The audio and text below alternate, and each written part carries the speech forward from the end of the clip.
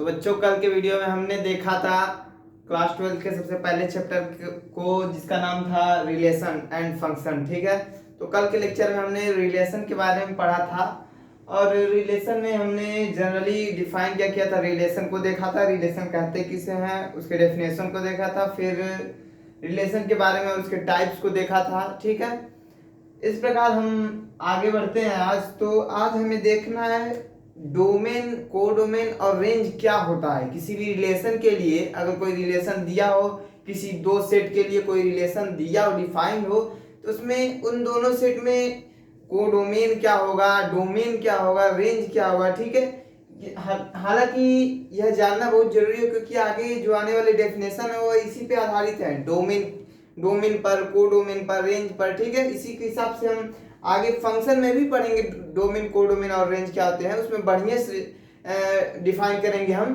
लेकिन यहाँ पर जो है, यहाँ पर हमें जानना जरूरी है क्योंकि आगे अभी हम डिफाइन करेंगे इनवर्स ऑफ रिलेशन। रिलेशन का इनवर्स कब डिफाइन होता है वो अब अभी आगे हम देखेंगे, तो उसके लिए हमें जनरली डोमेन और कोडोमेन, रेंज जानना जरूरी है। ठीक है, तो हमें क्या देखना है, डोमेन,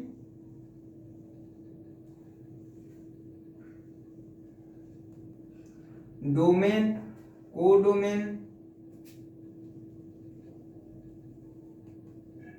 और रेंज। ठीक है, डोमेन, कोडोमेन और रेंज, इसके बारे में हम देखेंगे। तो जनरली डोमेन क्या होता है, कोडोमेन क्या होता है, रेंज क्या होता है, इसको डिफाइन करने के लिए हम एक रिलेशन ले लेते हैं। अगर मान लीजिए कोई सेट हो ए किस प्रकार हो, अगर ऐसा हो ए बी सी, ठीक है, और एक सेट हो बी किस प्रकार हो 1 2 3 4, ठीक है, इस प्रकार हो। अब देखिए कोई रिलेशन डिफाइंड है, हमारा रिलेशन क्या है, रिलेशन है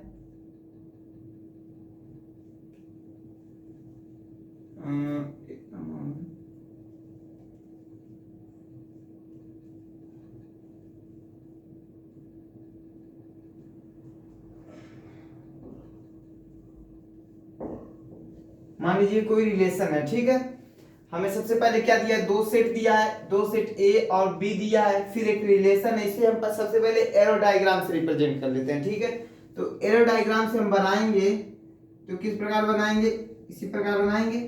ठीक है, पहले सेट को रिप्रेजेंट करेगा ए को, और यह किसको रिप्रेजेंट करेगा, यह बी को रिप्रेजेंट करेगा। ठीक है, तो सबसे पहले ए और बी में जो है जो एलिमेंट है उसे हम लिख लें, ए बी सी है, इसमें कौन है 1 2 3 और 4। अब देखिए, अब किस प्रकार यह रिलेशन हमारा किस प्रकार डिफाइंड है, रिलेशन डिफाइंड है ए जो है 1 के साथ मैप्ड है, तो मैप्ड कर देते हैं। ठीक है, ये जो है वो 1 के साथ मैप्ड है। फिर बी है, बी 2 के साथ मैप्ड है। ठीक है, फिर सी है, सी भी 2 के साथ क्या है, मैप्ड है। फिर ए 2 के साथ मैप्ड है। ठीक है, तो ये हमारा कोई रिलेशन है। अब इसमें यह सेट बी है, अब हमें इसमें डिफाइन करना होगा कि इसमें डोमेन क्या है, कोडोमेन क्या है, रेंज क्या है। ठीक है, तो देखिए सिंपली समझने के लिए हम बता दें एकदम क्लियर क्या है, इसका कॉन्सेप्ट क्या है। तो जो पहला सेट होता है, ठीक है, जिससे रिलेशन डिफाइन होता है, पहले सेट को क्या बोलते हैं, पहले सेट को बोलते हैं डोमेन। ठीक है, अब दूसरा सेट जो होता है उसको बोलते हैं कोडोमेन। ठीक है, डोमेन हो गया, कोडोमेन हो गया। तो डोमेन में कौन कौन से एलिमेंट आएंगे, सेट ए में आए वो सभी एलिमेंट डोमेन में आएंगे। ठीक है, जो हम इनपुट दे रहे हैं वो क्या है, डोमेन है। फिर सेट बी में आने वाले सभी एलिमेंट क्या होंगे, सभी एलिमेंट, ऐसा एक भी एलिमेंट नहीं छूटना चाहिए, सारे एलिमेंट चाहे वो मैप्ड हो या ना मैप्ड हो। उसी प्रकार सेट ए में भी सारे एलिमेंट चाहे वो मैप्ड हो या ना हो, ए में होंगे तो डोमेन होंगे और बी में होंगे तो क्या होंगे, कोडोमेन होंगे। ठीक है, अब देखिए रेंज क्या होता है, डोमेन तो हमने डिफाइन कर लिया, कोडोमेन भी डिफाइन कर लिया, रेंज क्या हुआ? तो रेंज वह होता है सेट बी में आए हुए वे एलिमेंट जो मैप्ड है, मींस सेट ए से सेट बी में जो जो एलिमेंट मैप्ड हैं वही क्या होंगे, वही हमारा रेंज होगा। ठीक है, मींस सेट ए में आए हुए एलिमेंट से जो सेट बी में जो जो एलिमेंट मैप्ड हैं हमारे रेंज में वही वही एलिमेंट आएंगे। मींस रेंज जो होगा, रेंज सेट क्या होगा? रेंज सेट हमारा होगा 1,2। ठीक है, यह हमारा होगा रेंज। ठीक है, मींस सबसे पहले डोमेन क्या होगा? सेट ए में आए हुए सभी एलिमेंट डोमेन कहेंगे, मतलब सेट ए को डोमेन कहेंगे, डोमेन सेट कहेंगे, सेट बी को कोडोमेन सेट कहेंगे, और सेट बी में आए हुए वे एलिमेंट जो जो मैप्ड हैं वह क्या होंगे? रेंज होंगे। ठीक है, तो यह कॉन्सेप्ट है डोमेन का, कोडोमेन का और रेंज का। ठीक है, अब हम देखेंगे, अब हमारा नेक्स्ट टॉपिक है हमारा इनवर्स ऑफ रिलेशन। किसी भी रिलेशन का इनवर्स किस प्रकार डिफाइन होता है?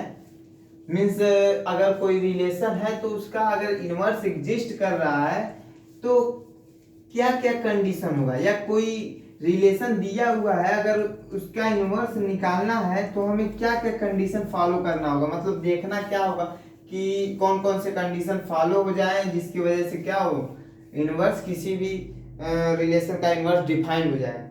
तो इनवर्स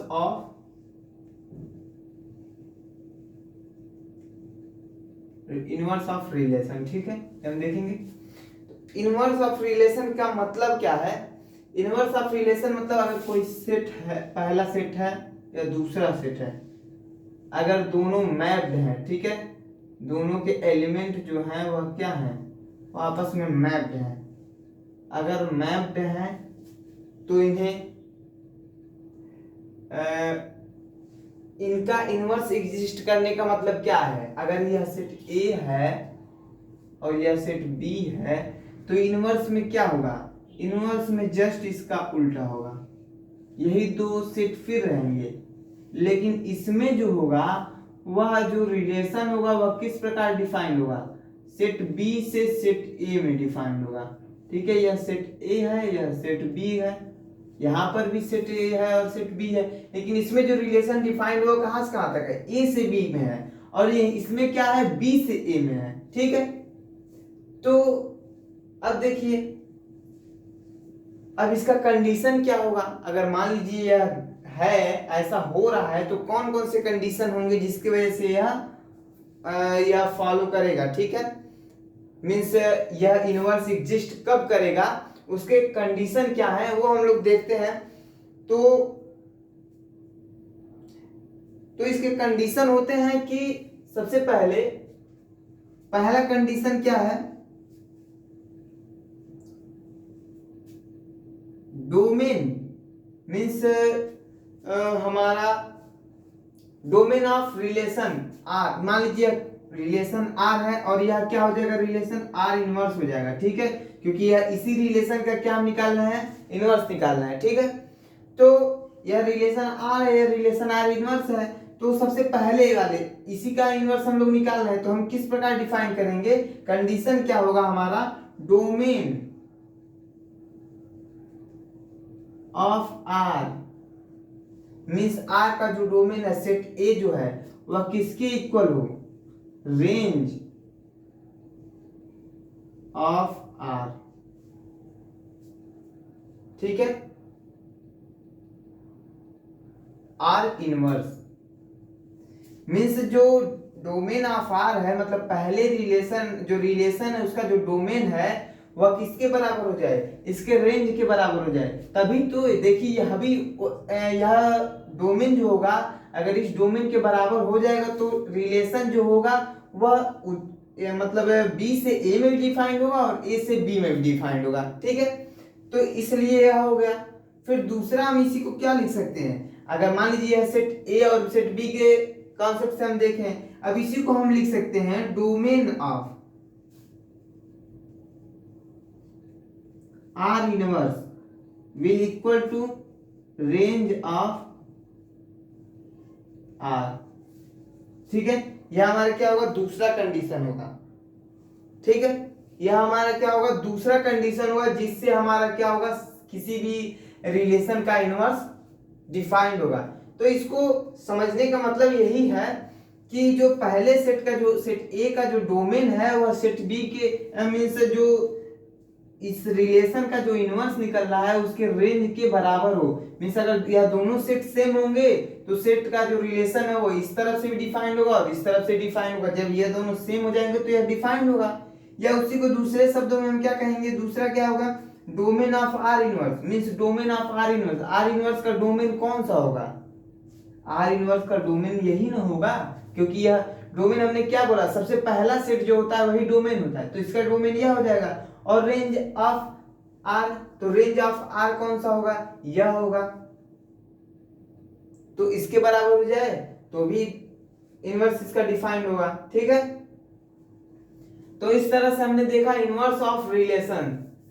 ठीक है, अब हमारा नेक्स्ट आएगा फंक्शन किसे कहते हैं। अब हमारा नेक्स्ट टॉपिक आएगा रिलेशन। हमारा यहीं तक था। रिलेशन में बहुत ज्यादा यह इनवर्स आपसे पूछा नहीं जाएगा, लेकिन हाँ जानकारी के लिए अब हमने बता दिया आपको। अब इसके बाद से हमारा आएगा फंक्शन। फंक्शन किसे कहते हैं, फंक्शन के प्रकार क्या क्या होते हैं, फंक्शन किस प्रकार डिफाइन होता है। हालांकि देखिए कुछ रिलेशन ही क्या होते हैं, फंक्शन होते हैं। मीन्स जो रिलेशन होते हैं वही फंक्शन होते हैं, लेकिन कुछ स्पेसिफिक रिलेशन होते हैं, मतलब उनका कुछ प्रॉपर्टी होता है। कुछ रिलेशन का जो प्रॉपर्टी होता है उसी के अनुसार क्या होते हैं, कुछ रिलेशन फंक्शन कहे जाते हैं। तो रिलेशन क्या क्या होता है, वे कंडीशन क्या क्या होते हैं अब देखेंगे हम। तो रिलेशन हमने देख लिया। रिलेशन सबसे पहले कल के लेक्चर में हमने देखा था रिलेशन किसे कहते हैं, रिलेशन को डिफाइन किया था, फिर उसके टाइप्स को देखा था, फिर हमने इसके बारे में थोड़ा जानकारी ले लिया डोमेन कोडोमेन के बारे में। ठीक है, फिर रिलेशन के इनवर्स को डिफाइन किया। अब हम देखेंगे फंक्शन।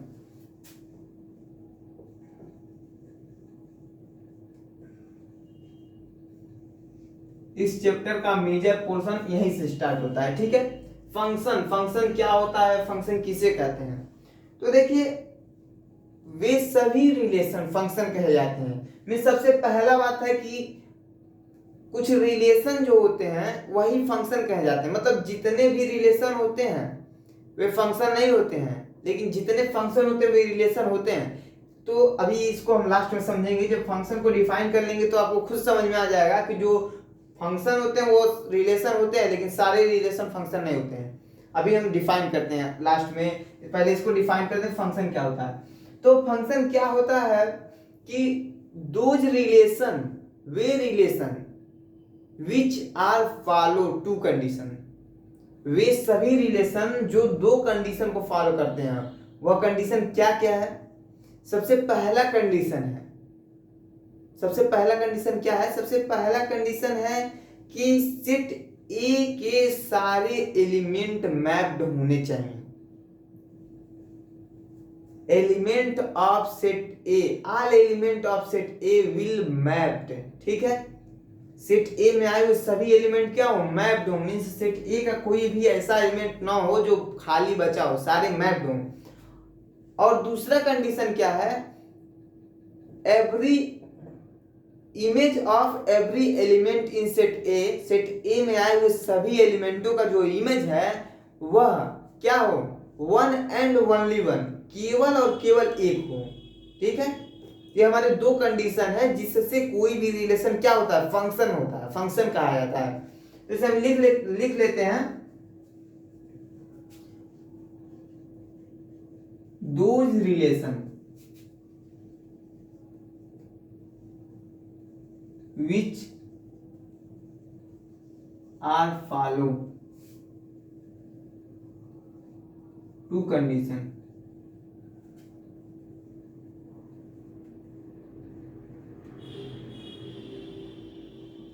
कौन कौन सा condition, first condition,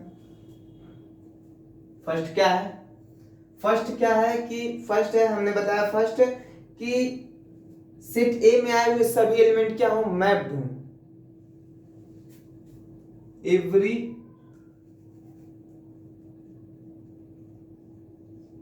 element in every element of set A or set A will map.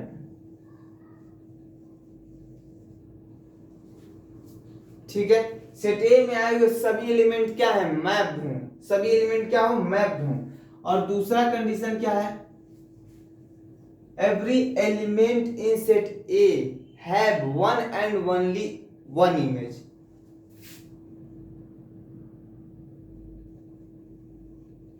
Every element in set A have क्या हो, वन एंड ओनली वन, एक और केवल एक, only one image in set B. Means हमने क्या लिखा, every element of set A will mapped, मतलब सेट ए के सारे एलिमेंट क्या हो, मैप्ड हो। और दूसरा हमने क्या लिखा, every element in set A have one and only one image in set B. तो यही वे रिलेशन जो यह दोनों कंडीशन फॉलो करते हैं वही क्या कहे जाते हैं, वही फंक्शन कहे जाते हैं, आर कॉल्ड फंक्शन।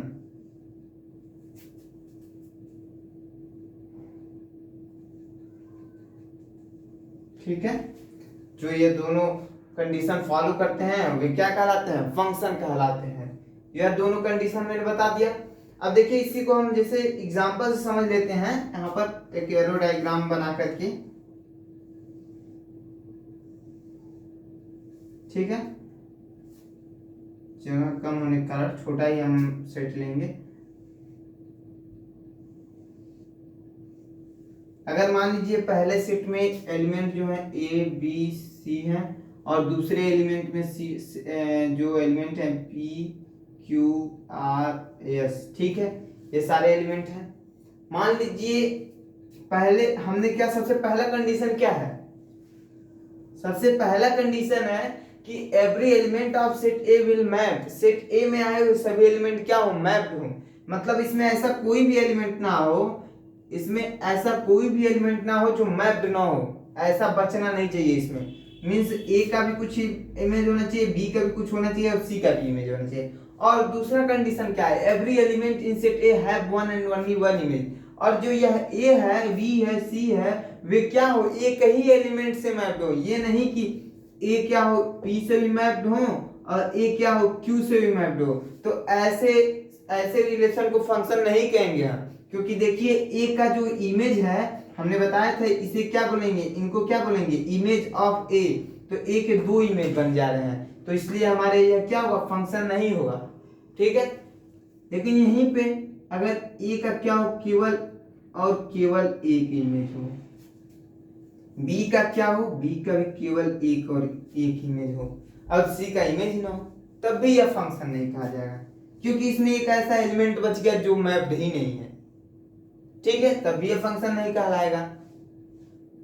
तो ये क्या होगा, यह फंक्शन होगा नहीं। तो फंक्शन होने के लिए क्या हमने बताया कि सारे एलिमेंट मैप्ड होने चाहिए, यह सी भी मैप्ड होना चाहिए किसी न किसी एलिमेंट से। कोई जरूरी नहीं है कि ये अलग अलग ही मैप्ड हो, यह सी इस क्यू से भी मैप्ड हो सकता है। यह फंक्शन कहा जाएगा कि जो सेट बी में आए हुए एक एलिमेंट है वो किसी भी सेट ए में आए हुए दो एलिमेंट का इमेज हो सकता है, लेकिन सेट ए के किसी भी एलिमेंट का दो इमेज नहीं होगा। ठीक है, तो यह क्या होगा, यह एक फंक्शन होगा, क्योंकि हमारा दोनों कंडीशन क्या हो रहा है, फॉलो कर रहा है। सेट ए में आए हुए सभी एलिमेंट मैप्ड भी हैं और उनका केवल और केवल एक ही इमेज है। मीन्स मतलब सबका अलग अलग हो या सेम हो, उससे मतलब नहीं हमें, लेकिन सबका एक एक इमेज ही है। ठीक है, तो इसे क्या कहेंगे, फंक्शन कहेंगे। तो इस तरह हमारा फंक्शन डिफाइंड हो गया। ठीक है। अब फंक्शन के लिए डोमेन, कोडोमेन और रेंज का कॉन्सेप्ट देख लेते हैं। तो फंक्शन के लिए क्या होता है, डोमेन, कोडोमेन और रेंज का कॉन्सेप्ट। तो जस्ट पहले हमने जैसे रिलेशन के लिए पढ़ा था वही इसके लिए भी फॉलो करता है, ठीक है। वही कंडीशन मीन्स जो सेट ए होता है वही क्या हमारा कहलाता है, सेट ए जो होता है वही हमारा डोमेन कहलाता है, और जो सेट बी होता है वो हमारा क्या कहलाता है, सेट बी जो होता है वो हमारा कोडोमेन कहलाता है, और सेट बी में जितने एलिमेंट मैप्ड होते हैं वह रेंज कहलाते हैं। तो इसमें भी हम देख लेते हैं डोमेन, कोडोमेन एंड रेंज, ठीक है। डोमेन, कोडोमेन और रेंज। तो देखिए डोमेन, कोडोमेन, रेंज। अब देखिए इसमें जो फंक्शन जो होता है वह एक मशीन की तरह होता है, ठीक है। फंक्शन जो होता है वह एक मशीन की तरह होता है जो कुछ स्पेसिफिक मतलब कुछ निश्चित मानों को ही ग्रहण करता है, मीन्स एक्सेप्ट करता है और उसका आउटपुट देता है। जो फंक्शन होता है वह क्या होता है, एक मशीन की तरह होता है जिसमें हम कुछ क्या देते हैं, कुछ हम इनपुट देते हैं और हमें क्या मिलता है, कुछ आउटपुट मिलता है, ठीक है। तो यही जो इनपुट होता है उसे ही हम कहते हैं डोमेन, और यह जो आउटपुट होता है उसे हम कहते हैं रेंज।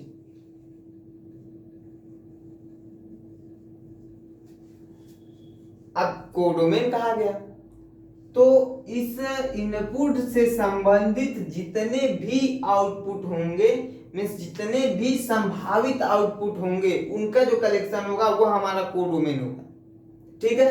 अब देखिए अब यह फंक्शन जो है वह कुछ स्पेसिफिक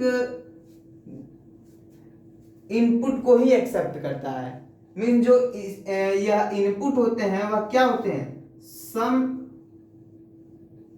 स्पेसिफिक,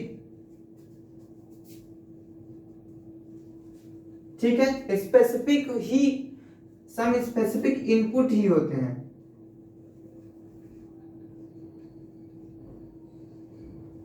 वही क्या कहलाते हैं, डोमेन कहलाते हैं। मतलब कुछ स्पेसिफिक या कुछ निश्चित मान ही होते हैं जो कोई फंक्शन एक्सेप्ट करके क्या देता है, रेंज देता है, मीन्स वैल्यू देता है या आउटपुट देता है, उसे ही हम रेंज कहते हैं, ठीक है। तो इसमें भी वही यह कॉन्सेप्ट भी से भी हम आप समझ सकते हैं। और फिर दूसरा कॉन्सेप्ट क्या हमने बताया है, दूसरा कॉन्सेप्ट तो हमने पहले ही बताया, रिलेशन के केस में ही बताया था कि जो सेट ए होता है वह क्या होता है, डोमेन होता है, और जो सेट बी होता है वह क्या होता है, कोडोमेन होता है, और सेट बी में आए हुए जितने एलिमेंट मैप्ड होते हैं वह क्या होते हैं, रेंज होते हैं। तो यह कॉन्सेप्ट हो गया हमारा डोमेन, कोडोमेन और रेंज का। तो इसको आप लोग इसको समझना बहुत जरूरी है क्योंकि इसके बाद से हम देखेंगे फंक्शन के टाइप्स को, और फंक्शन के टाइप्स में ही हमारा क्या होगा, फंक्शन के टाइप्स में इसी का कॉन्सेप्ट लगेगा, इसी का डोमेन, कोडोमेन और रेंज का ही, ठीक है। लेकिन वह क्या होगा फंक्शन के केस में, आप लोग ये सोच रहे होंगे कि यही रिलेशन में भी बताया गया, यही फंक्शन में भी बताया जा रहा है। तो रिलेशन में सारे सेट और सेट ए और सेट बी क्या कहे जाएंगे, डोमेन और कोडोमेन कहे जाएंगे। लेकिन इसमें कुछ स्पेसिफिक वर्ड आ रहा है, स्पेसिफिक से मतलब क्या है कि जो फंक्शन होता है एक मशीन की तरह काम करता है। जैसे मान लीजिए अगर कोई जूसर मशीन हो, जूसर, ठीक है, उसमें आप लकड़ी डालें तो वह आउटपुट नहीं देगा, वह कुछ नहीं निकालेगा। हमें उसमें कुछ स्पेसिफिक चीजें जो निश्चित है, कोई फल ही डालेंगे तभी हमें जूस मिलेगा। ये नहीं उसमें लकड़ी डाल दें तो सब खत्म हो जाएगा, उसका रिजल्ट नहीं मिलेगा, आउटपुट नहीं देगा वो, ठीक है। तो वही बात हुआ, वही फंक्शन के केस में भी होता है, कुछ स्पेसिफिक वर्ड होते हैं, मीन्स कुछ स्पेसिफिक इनपुट होते हैं, ठीक है। तो यह हो गया हमारा डोमेन, कोडोमेन और रेंज का कांसेप्ट। अब इसके बाद से आएगा हमारा टाइप्स ऑफ फंक्शन। फंक्शन की टाइप्स कौन कौन से हैं। तो जनरली फंक्शन को दो भागों में बांटा गया है, लेकिन जो दो ब्रांच होते हैं उनको भी दो दो भाग में बांटा गया है। तो वैसे तो कहें तो फंक्शन के चार प्रकार होते हैं, लेकिन मेनली उसको दो भागों में बांटा गया। पहला होता है one one onto, one one many one, और दूसरा होता है ऑन टू इन टू। ठीक है, तो फंक्शन कितने भाग में होता है? दो टाइप्स का। फर्स्ट क्या है? वन वन और मेनी वन, और दूसरा क्या है? Onto and into. ठीक है, यह फंक्शन के टाइप्स हैं। इसी को कुछ जगह चार टाइप से लिखा होता है। यही जो वन वन मेनी वन है, इसको अलग अलग लिखा रहता है। एक टाइप देता है वन वन, एक टाइप देता है मेनी वन, एक टाइप देता है ऑन टू, और चौथा टाइप देता है इन टू। ठीक है, तो इसको अलग अलग भी आप समझ सकते हैं। अगर वैसे समझेंगे तो चार टाइप होगा, और ऐसे ब्रांच के रूप में देखेंगे तो दो टाइप होगा। ठीक है, तो हम लोग एक एक करके सबको डिफाइन करेंगे। वन वन क्या होता है, मेनी वन क्या होता है, ऑन टू क्या होता है, और इन टू क्या होता है। ठीक है, तो इसके लिए हम सबसे पहले देखते हैं वन वन और मेनी वन। ठीक है, सबसे पहला टाइप हमारा है, पहला type one one and many one.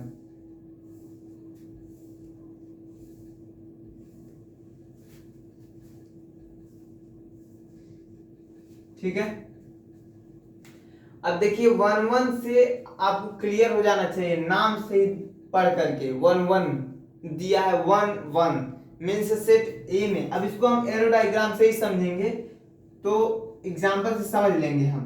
तो सबसे पहला वन वन का एग्जांपल हम देते हैं। मान लीजिए कोई ऐसा हो, दो सेट हो, सेट ए हो और सेट बी हो।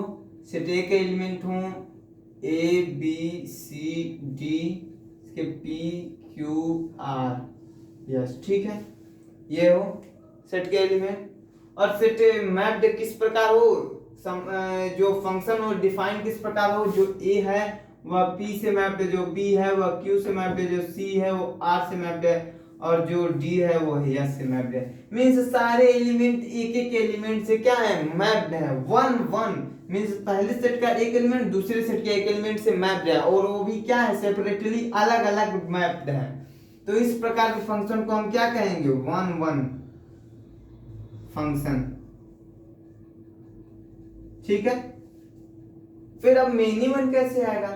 तो अब देखिए इस नाम से ही हमें क्लियर हो जाना चाहिए। मेनी वन, मेनी का वन मीन्स, मेनी मतलब क्या होगा, एक से अधिक, मीन्स दो या तीन ऐसे कर सकते हैं। तो दो या तीन एलिमेंट का क्या हो, एक ही इमेज हो, तो वह क्या होगा, मेनी वन होगा।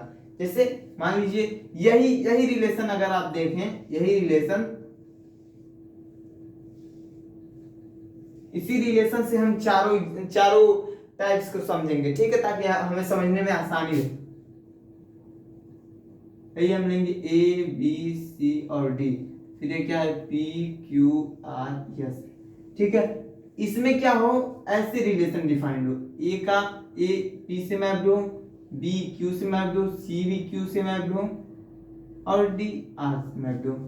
अब देखिए इसमें ए तो पी से मैप्ड है, ठीक है, बी क्यू से मैप्ड है, ये भी ठीक है।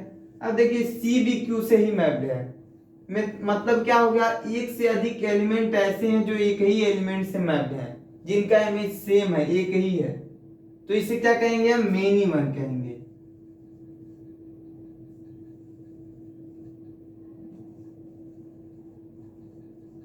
Many one function. ठीक है, तो आपने वन वन समझ लिया, सारे एलिमेंट अलग अलग एक एक एलिमेंट से क्या होंगे, मैप्ड होंगे। मेनी वन में क्या होंगे, सारे एलिमेंट जो आए हुए एलिमेंट है उसमें कम से कम एक पेयर ऐसा हो जिसका इमेज क्या हो, सेम हो। मतलब अगर ये कभी पेयर ऐसा बन गया जिसका इमेज एक ही है, तो वह क्या हो जाएगा, वह मेनी वन हो जाएगा। ठीक है, तो हमारा हो गया वन वन मेनी वन। अब हमारा नेक्स्ट टाइप आएगा ऑन टू और इन टू। अब देखिए इसी में जो यह सेट ए है, सेट ए को हम क्या कहेंगे, डोमेन कहेंगे। सेट बी को हम क्या कहेंगे, कोडोमेन कहेंगे। और सेट बी में आए हुए जितने एलिमेंट है मैप्ड हैं उनको क्या कहेंगे, उनको कहेंगे रेंज। इसमें देखिए इसमें सारे एलिमेंट मैप्ड हैं तो इसमें क्या हो जाएगा, कोडोमेन इक्वल टू रेंज हो जाएगा, क्योंकि सारे एलिमेंट कोडोमेन में भी है और रेंज में भी है, क्योंकि सारे एलिमेंट मैप्ड है तो रेंज भी होंगे, तो इसमें कोडोमेन इक्वल टू रेंज हो गया। ठीक है, मतलब कोडोमेन और रेंज जो होंगे वो सेट बी को ही कहा जाएगा। और इसमें इसको डोमेन कहेंगे, इसको कोडोमेन कहेंगे, और जिस रेंज होगा वह रेंज कोडोमेन के बराबर नहीं हो रहा है, क्योंकि देखिए इसमें 3 ही एलिमेंट मैप्ड है तो यही बस रेंज में आएंगे, यह नहीं आएगा, तो इसीलिए कोडोमेन और रेंज बराबर नहीं होंगे इसमें। ठीक है, अब देखिए अब हम नेक्स्ट टाइप पढ़ेंगे, दूसरा जो हमारा है, और एग्जाम्पल हमारा यही रहेगा, इसी से हम समझेंगे। ठीक है, इसी से हम समझेंगे। अब देखिए अभी हमने बता भी दिया कि अभी हमने डोमेन और कोडोमेन का जो ये रिलेशन बताया है उसी से डिफाइंड होगा 1 1 और ऑन टू। तो हमारा जो दूसरा टाइप होगा क्या है, onto into, onto and into. ठीक है, देखिए ऑन टू क्या होता है, इसमें जो होता है जो फंक्शन होता है उसका जो रेंज होता है वह बराबर होता है कोडोमेन के। ठीक है,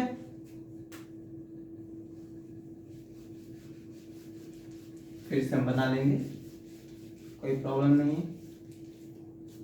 ऑन टू के केस में क्या होता है, ऑन टू के केस में जो यह हमारा ऑन टू है उसके केस में जो रेंज होता है वह कोडोमेन के बराबर होता है। और दूसरा टाइप पहला यह है, और दूसरा इसमें क्या है, दूसरा है इसमें इनटू। इनटू में क्या होगा, जो यह रेंज होगा वह नॉट इक्वल टू होगा कोडोमेन के। ठीक है, मतलब कोडोमेन और रेंज इक्वल नहीं होंगे तो उसे क्या कहेंगे, हम इनटू कहेंगे। ठीक है, जैसे एग्जांपल हम ले लेते हैं, पहला वाला ही एग्जांपल देखते हैं जो हमने पहला लिया पिछले केस में।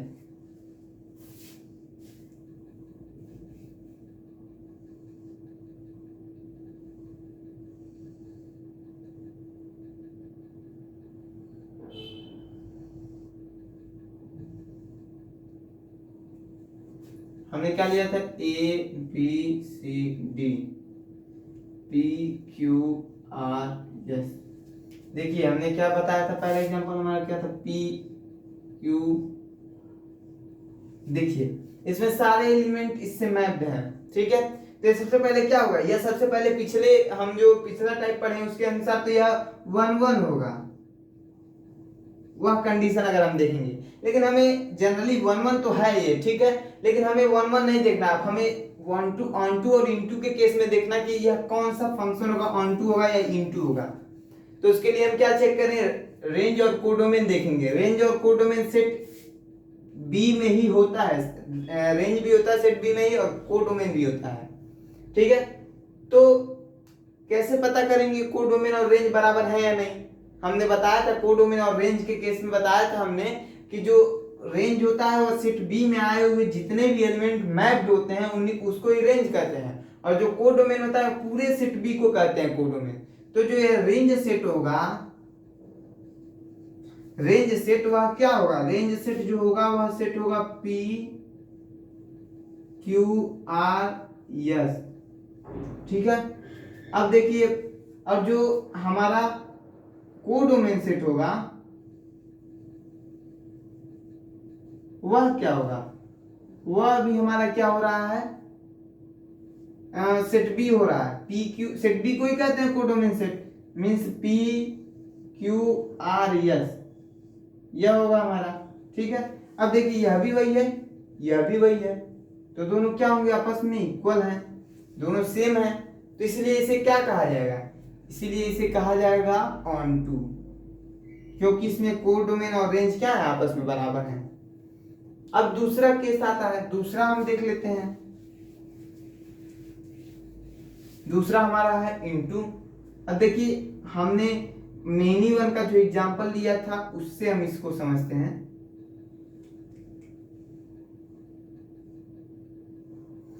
मान लीजिए कैसा हो, यह सी भी इससे मैप्ड हो और डी किससे हो, यस से मैप्ड हो।